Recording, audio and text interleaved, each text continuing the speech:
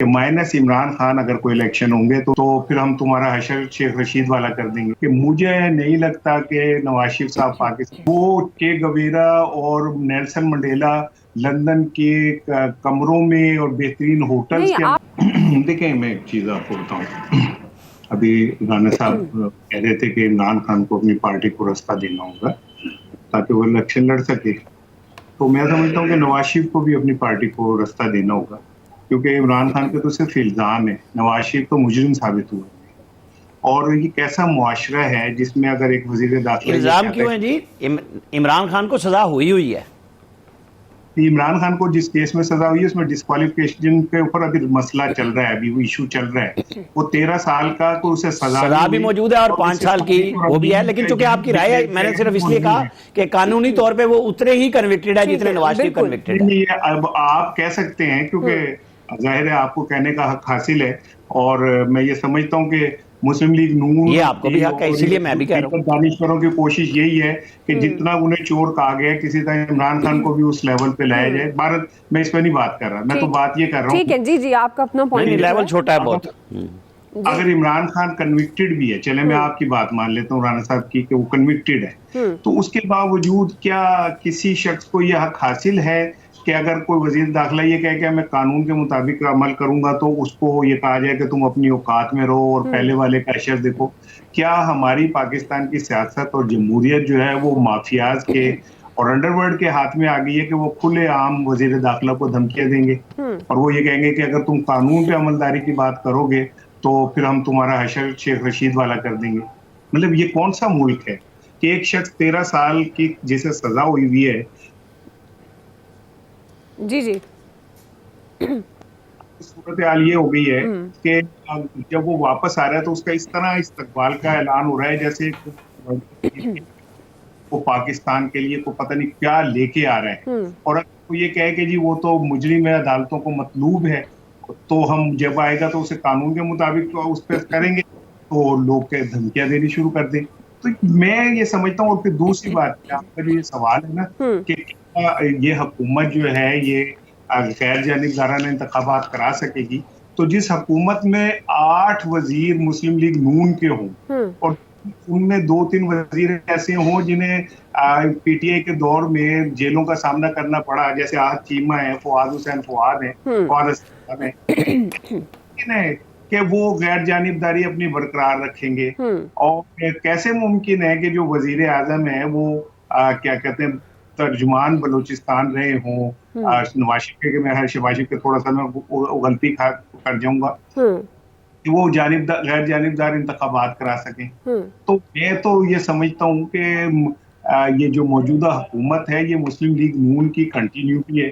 یہی وجہ ہے کہ پاکستان کے اندر جتنے بڑے بیوروکریٹ ہیں وہ سب نواز شریف اور شہباز شریف کی پسند کے لگائے جا رہے ہیں اور ان کی مرضی کے لگائے جا رہے ہیں. لیکن اس کے باوجود بھی میری بات یاد رکھیے گا کہ مجھے نہیں لگتا کہ نواز شریف صاحب پاکستان تشریف لائیں گے, کیونکہ وہ چے گویرا اور نیلسن منڈیلا لندن کے کمروں میں اور بہترین ہوٹلز کے آپ کو لگتا ہے کہ 21 اکتوبر کا جو انہوں نے اناؤنس کیا اس کے بعد بھی وہ نہیں آئیں گے؟ جی اسار صاحب چلیں میں آپ کی طرف دوبارہ آؤں گی. اسار رانا صاحب آپ اپنی بات مکمل کیجئے گا, ظاہر آپ کو موقع دیں گے, اس وقت کوئی آڈیو ایشو آ گیا. حافظ کیونکہ مسلم لیگ نون کے مزاج میں قانون کا احترام ہے ہی نہیں اور عدالتوں کا تو بالکل بھی نہیں ہے. تو جو رانا ثناء اللہ صاحب نے کہا وہ بالکل ٹھیک کہا ہے. رانے کوئی ہوتا ہے کلین شیف جو ذرا میرے جیسا دھیما ہو, نہیں تو سارے ہی کیا نام ہے اپنے اور کیا کہتے ہیں رانا ثناء اللہ جیسے جارانا ہوتے ہیں, وہ تھوڑے سے رانا ہوتے ہیں جو دھیمے مزاج کے ہوتے ہیں. تو میں بہرحال کیونکہ ابھی آپ نے بریک بھی جانا ہے, صرف ایک بات کہوں گا کہ مائنس عمران خان اگر کوئی الیکشن ہوں گے تو ان کی کوئی کریڈیبلٹی نہیں, مزید بڑھے گا. اور اگر آپ نے ایک ایسا انتخاب کرایا کہ جس میں پاکستان کے ہر دل عزیز اور مقبول ترین لیڈر کو آپ سائیڈ لائن کر دیتے ہیں تو وہ اس کی کریڈیبلٹی کچھ نہیں ہوگی نہ پاکستان میں نہ باہر میں. تو بہتر یہ ہے کہ آگے بڑھا جائے اور خود کو تنازعات سے نکال کے کسی اچھے سولوشن کی طرف. ہمارا سوال وہیں کھڑا ہے پھر 2018 میں کیا تھا. ڈاکٹر صاحب کوئکلی اس پہ کامنٹ کر دیجیے گا, پھر میں آپ کو نیکسٹ پارٹ میں مزید ٹائم بھی دوں گی اگر آپ ڈیٹیل سے بات کرنا چاہیں. آپ کو لگتا ہے یہ دعوے بالکل ٹائم دیجیے گا. وہ کہتے ہیں نا کہ الیکشن جو ہیں جی ڈاکٹر صاحب, اگر اس ملک کے اندر الیکشن بھٹو کے بغیر ہو گئے, نواز شریف کے بغیر ہو گئے, بالکل, تو پھر خان صاحب کے بغیر بھی ہو جائیں گے. خان صاحب کوئی دونوں سے بڑے لیڈر نہیں ہیں. ٹھیک ہے, بالکل آپ صحیح کہہ رہے ہیں. دل پہ لگتی ہے بات اشرفی صاحب, تھوڑا سا آہستہ بولیں کہ دل کا خراب نہ ہو. ڈاکٹر صاحب کو کامنٹ کرنے دیجیے گا, مجھے بریک پہ جانا ہے. میں چاہ رہی تھی کہ اس پہ ڈاکٹر صاحب کو کامنٹ لے لیں. سے یہ پوچھ لیں کہ یہ کہاں کی پریس ریلیز پڑھ رہے ہیں تاکہ میں ذرا بات کو سمجھ لوں. یہ ابھی بریک کے بعد آ کر میں یہ پوچھتی ہوں ان سے. جی ڈاکٹر صاحب, بس وہی سمجھتے ہیں, لیکن ابھی بھی کفر نہیں ٹوٹا.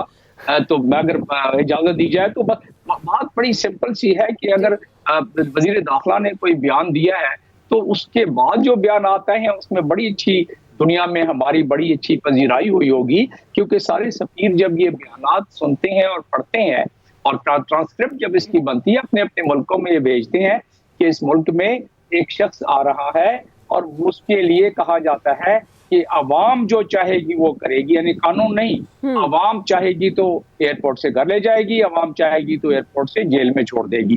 تو یہ عجیب سی بات ہے کہ میں سمجھتا ہوں کہ ہماری سیاسی بصیرت کہاں چلی گئی ہے کہ کم از کم دنیا کے لیے, اپنے عوام کے لیے کوئی ایسے بیان تو دیں کہ جس میں کچھ منطق نظر آئے, جس میں کوئی فلسفہ نظر آئے. تو میں نہیں سمجھتا کہ اس قسم کے بیان کو میں کوئی وزن ہوگی, کیونکہ نہ قانون اور نہ ہی اخلاق کے طور پر اس میں کوئی وزن آتا ہے.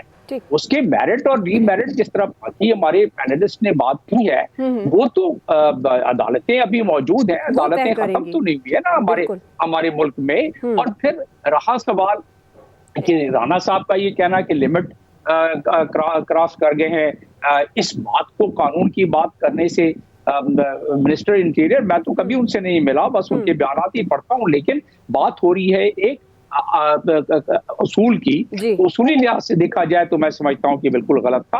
اور پھر بات اب آ جاتی ہے نگراں وزیر اعظم کی, پتہ نہیں کتنا ٹائم آپ کے پاس. ڈاکٹر صاحب میں آپ کو یہاں پہ روکوں گی, مجھے بریک لینی ہے. میں بریک سے واپس آتے ہی آپ سے سٹارٹ کروں گی, کیونکہ آپ نے اس پہ ضرور کامنٹ کرنا ہے کہ نگران پرائم منسٹر جو انتخابات کی بات کریں شفاف, کیا آپ سمجھتے ہیں کہ وہ ممکن ہے یا نہیں. ناظرین ایک بریک لیتے ہیں, بریک کے بعد جب ہم واپس آئیں گے تو ڈاکٹر صاحب سے ظاہر ہے میں آغاز کروں گی, لیکن ہم اپنے ایکسپرٹس کے سامنے جو دوسرا بڑا سوال رکھنے جا رہے ہیں وہ یہ ہوگا کہ ناراض رہنماؤں پر مشتمل سیاسی جماعتیں عوام میں مقبولیت حاصل کر پائیں گی یا نہیں, رائے لیں گے. پتہ نہیں کتنا ٹائم آپ کے پاس. ڈاکٹر صاحب میں آپ کو یہاں پہ روکوں گی, مجھے بریک لینی ہے. میں بریک سے واپس آتے ہی آپ سے سٹارٹ کروں گی, کیونکہ آپ نے اس پہ ضرور کامنٹ کرنا ہے کہ نگران پرائم منسٹر جو انتخابات کی بات کریں شفاف, کیا آپ سمجھتے ہیں کہ وہ ممکن ہے یا نہیں. ناظرین ایک بریک لیتے ہیں, بریک کے بعد جب ہم واپس آئیں گے تو ڈاکٹر صاحب سے ظاہر ہے میں آغاز کروں گی, لیکن ہم اپنے ایکسپرٹس کے سامنے جو دوسرا بڑا سوال رکھنے جا رہے ہیں وہ یہ ہوگا کہ ناراض رہنماؤں پر مشتمل سیاسی جماعتیں عوام میں مقبولیت حاصل کر پائیں گی یا نہیں, رائے لیں گے بریک کے بعد.